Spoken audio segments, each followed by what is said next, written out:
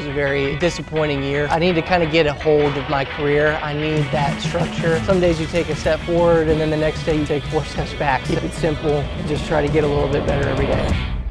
So yeah, that junior year, the 7 ERA, basically came in and said competence was an issue, had no clear plan. He signed up thinking he wasn't going to get drafted and he was going to have another year in college to kind of make that happen. But, you know, the Texas Rangers ended up calling him, signing him as a free agent after the draft. When I came to Shred, it was really like I need to kind of get a hold of my career. I need guidance. I felt like I'd kind of spent most of my college career kind of like working in circles. Ryan had a few mechanical deficiencies in regards to command. He basically just wanted to refocus and get some direction. He was 91 to 94, which is pretty solid, especially for like the size that he is. He's about 190 pounds, so he's not a huge guy. So we weren't going to beat our heads against the wall to try to get more velo out of him. Instead, it was just kind of a conversation about why do you think you didn't perform as well as you did. His answers to that were basically, we threw a ton of off-speed pitches, and because of that, lost feel for the fastball, lost some of the mechanical stuff.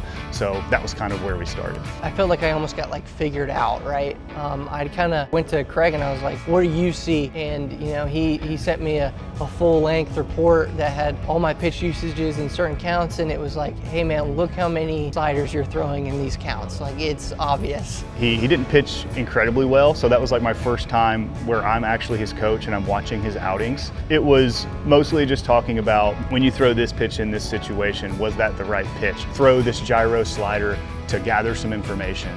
If the guy does this, then we go sweeper. If he does this, then we go fastball. Talking about sequencing a little bit. So it's 2 days later, you're back out there and you have a very clear mind and a clear plan on how you're gonna execute and get those people out. And being able to see that information was huge. I started throwing more, more cutters, more fastballs. The percentages started to kind of even out more to what I want them to be, and the results were a lot better. Started out in low A, really didn't have any problems there, was very quickly sent up to high A. And with Ryan, you gotta understand his stuff moves so much that command for him doesn't look like dotting. It's just trying to keep this stuff that's moving in insane amounts in the zone. We worked on a kick change in the off season. When he came out, that pitch was disgusting. He was throwing them down to all the way down to -8. Kind of leaning into my strengths, but also leaning into what makes me unique and how to be unique. How has he done? He did phenomenally. Compare him to me. It took me 4 years to get to AA. He got to AA in his first full season. Not only did he get to AA in his first full season, but he was thrown into high leverage situations in the playoffs. I think it all kind of stems from that structure and that guidance. The people here are very good at what they do, right? So it takes a lot of the pressure off me, knowing that I have these people in my corner.